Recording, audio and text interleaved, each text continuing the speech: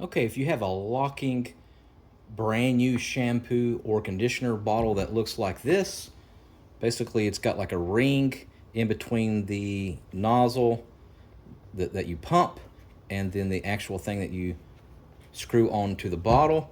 It's actually kind of difficult for some newer bottles. What you can do is you can try to use your fingers, and usually that would work.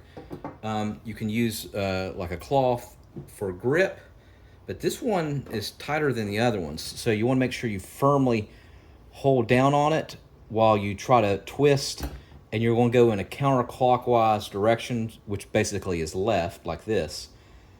But this particular one's got a ring, and you're supposed to hold that ring, and it's so tight, it's not letting me. So I can get a cloth to try to hold on to it, but I'm actually going to use vice grips like this, or some kind of tool and crescent wrench or whatever you have, and hold down onto it like this and turn.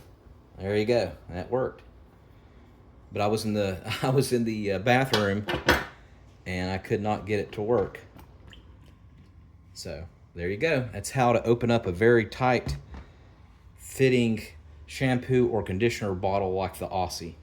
Thanks for watching. Make sure you subscribe.